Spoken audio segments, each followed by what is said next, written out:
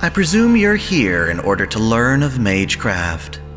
I'll have you know, there's no room for the weak-willed in this course, and despite your best efforts, the sorcery of our time is but a fraction of what it once was in the Age of Gods. Much of the craft is established through pedigree, and the culture of mages is riddled with deception and moral depravity. That said, if you insist, I shall do my best to educate you in this miserable, yet fascinating world.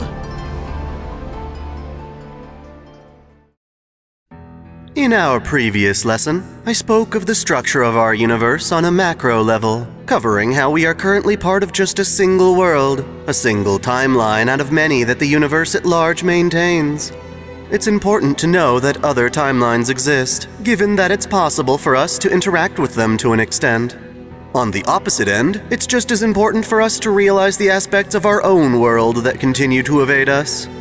Thus far, I've given lip service to locations such as the reverse side of the world, the Wandering Sea, and Void Space, without highlighting what they all have in common.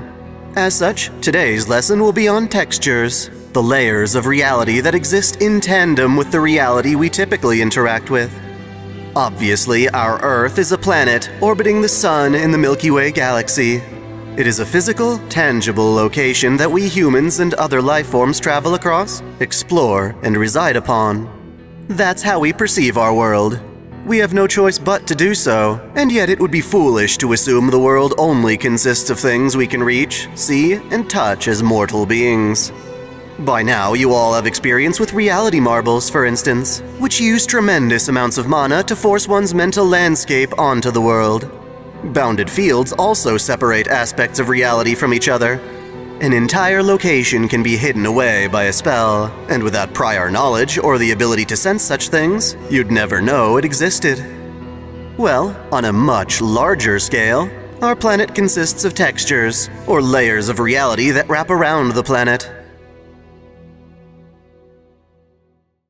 Everything we humans recognize as real is only one of a handful of separate realities that all lay atop each other like layered carpets. This layer contains living things and the physical laws we abide by, but there was a time when such laws were far less strict. Of course, I'm referring to the Age of Gods. Divine spirits, born from human worship, aren't typically held down to the same physical laws that bind us. They used to roam the world where we could see and interact with them, but it's been stated to death by now that this is no longer the case. The Age of Gods came to an end as humanity embraced technology over faith.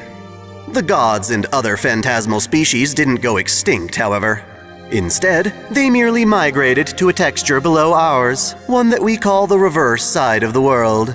This left our texture to be defined by physical laws, but the reverse side became the new home for supernatural elements and beings. They all continue to exist, though not necessarily in the observable sense we're used to. The reverse side is also occasionally referred to as the inner sea of the planet. While not quite so literal, you can imagine the Earth as a bottom layer, enveloped by the reverse side, acting like its soul, and layered atop that, we have the human world where we all live. Mind you, these textures are not permanent.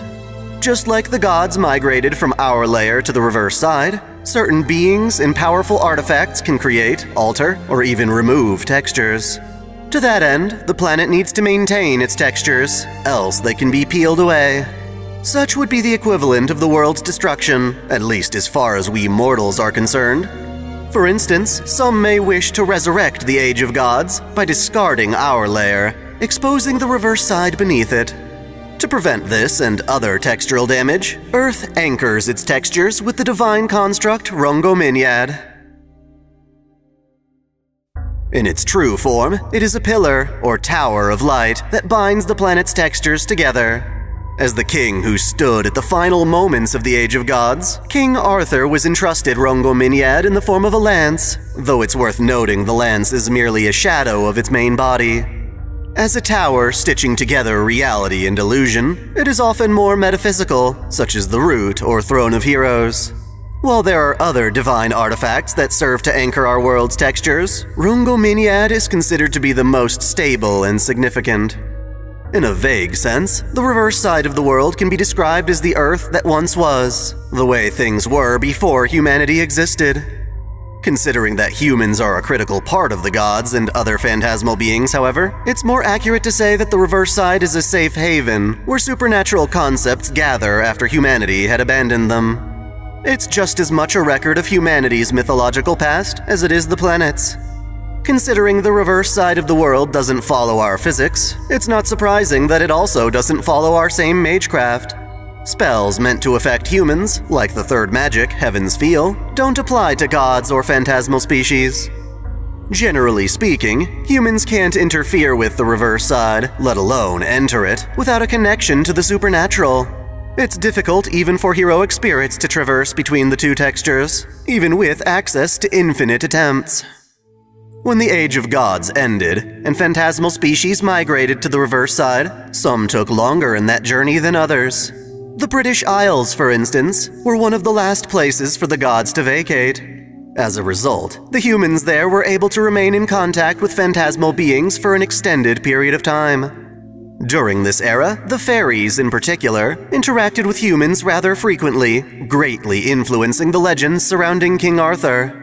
Perhaps the most obvious is Vivian, the Lady of the Lake, who gave Artoria Pendragon Excalibur, the divine construct made by the fairies. The highest class of fairies are referred to as the Great Fathers and Great Mothers, and Vivian's counterpart, Morgan Le Fay, also qualifies as a Great Mother. Unlike her sister Artoria, who was born with the essence of the Red Dragon, Morgan was born as the spawn of Britain itself. Despite being a fairy, Morgan was raised as a human, destined to inherit the throne of her father Uther, if not for Artoria's conception. The Great Mother Vivian raised Lancelot as a foster parent, and Arthur's kingdom of Camelot was constructed with the aid of fairies. Other legends also speak to the lingering presence of fairies, such as one who stole 7 years of youth from the Celtic hero Finn McCool. The Wandering King Mandricardo also made an oath to the fairies that he would one day obtain the famed sword Durendal. Perhaps Arthur's greatest tie to the fairies comes from Avalon, the king's promised utopia. It is a paradise located at the same coordinates as Britain, but existing exclusively in the reverse side of the world. Derived from the Greek apple of immortality, Avalon serves as a place for the king to enjoy an eternal afterlife. Despite being the product of human history, it is cut off from the planet's surface, unaffected by the ever-changing state of our texture. Instead, Avalon enjoys spring sunshine, summer smells, autumn nights, and winter stars. It is adorned with colorful flowers blooming across gentle hills. With no sign of civilization, it is a point where the land meets the sky in equal measure, surrounded by a distant forest. Nature flourishes, with both wildlife and ethereal fairies occupying the woods and waters. Beyond the forest are barren lands akin to Britain, where the fairies have settled after finally vacating the world's surface. It is said that ordinary humans cannot set foot in Avalon, not without bursting from its intense concentration of mana. That said, Artoria's mage Merlin found himself fleeing to Avalon after angering Vivian. There, he became trapped in a tall tower in Avalon, unable to die until the world's end. Artoria herself, after terminating her contract with the Counterforce, was able to die as a human. Escorted by the fairies, she resided in Avalon, patiently waiting for her beloved Shiro to join her. Reaching Avalon, let alone the reverse side, is an extremely difficult accomplishment. Mere mortals cannot hope to do so, but as we know, Shiro transcended humanity by becoming a heroic spirit. Thus, after endlessly pursuing her, Shiro was ultimately able to reunite with the King of Knights. The odds are very close to zero, but not impossible, allowing other heroic spirits to access the reverse side after countless attempts from the Throne of Heroes. Similar to Shiro, Jeanne d'Arc also found her way to the reverse side of the world to reunite with her lover, Sieg. As remarkable as this is, there is, surprisingly, a more tangible way of nearing the reverse side from our lair. This is because, at the end of the Age of Gods, a creature called the Dragon of Albion initially refused to migrate. Instead, it waited until the Age of Man had arrived before making its journey.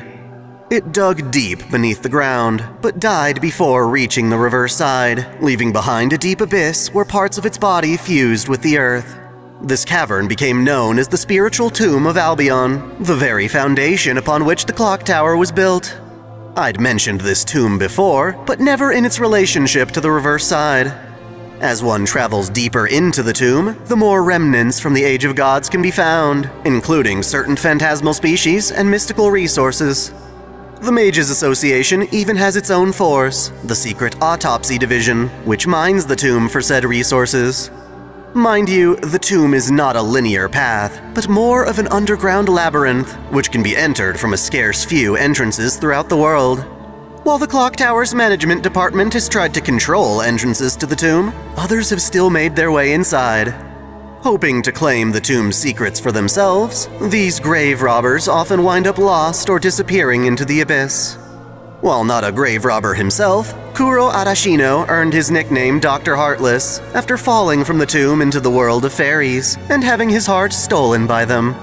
In an effort to replicate the Wild Hunt, Trevor Pelham Codrington opened a gate to the fairy realm, leading to his son Wills falling in love with a fairy and closing the gate behind him to be with her. The reverse side of the world is indeed mysterious, but we also have plenty to consider in regard to our own texture. After all, I said that powerful beings can actually manipulate textures to their will. Chief among them are the true ancestors. As nature spirits, they are effectively the planet's sense of touch, and with that comes some remarkable abilities. One such ability is the Marble Phantasm, which allows them to shape reality itself, bypassing the laws of physics as we understand them. Perhaps even more impressive is the system known as Event Storage, an ability that allows true ancestors to both store and requisition the planet's textures. One could certainly argue that such abilities are too powerful to be given to beings who, like humans, can act based on emotion. The Mages of the Wandering Sea found a way to hide their own headquarters within an isolated texture called the Moving Tomb. In appearance, it is a mobile mountain range peeking out from a torrential ocean. Because the Wandering Sea is not technically a part of our texture, it was immune when the mysterious alien god bleached the Earth. This bleaching of the land can be considered a form of rewriting the world's outer texture, allowing for various lost belts to be affixed to the planet's surface. According to Scandinavian mythology, the Age of Gods came to an end in the year 1000 BC with Ragnarok.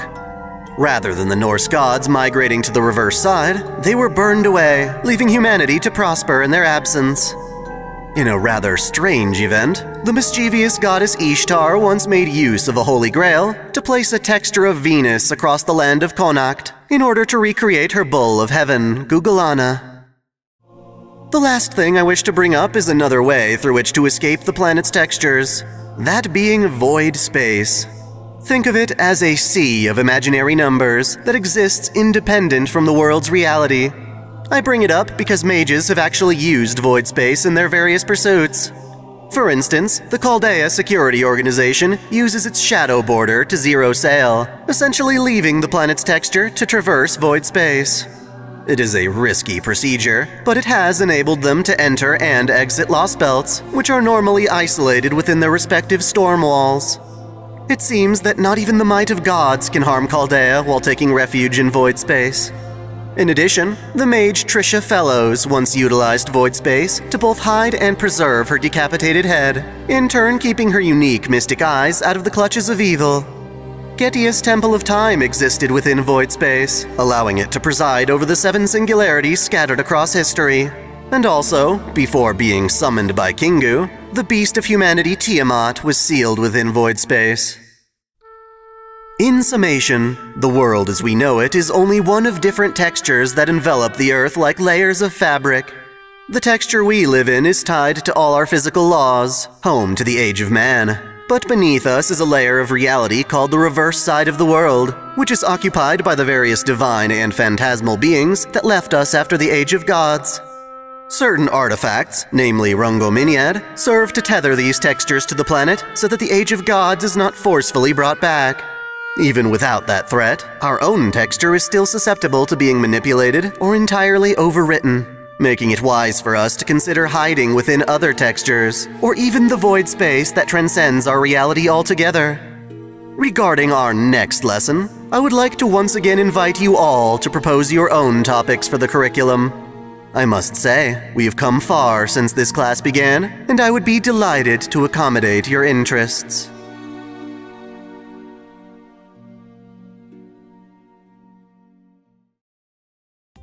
Before I go ahead and roll the credits, I want to give a special shout out to my $10 supporters. Video Gamer 75, Stephen Elak, Otaku Mom, Jens Ballman, Mystic Samurai 1983, Freebrick, RNG or Shuffles 1498, Crod, Alexis Yukio Gomez Yamato, Nigel, Happy, Sakura-chan, Caitlin P, and SF Giants fan Mike. Thank you all so much.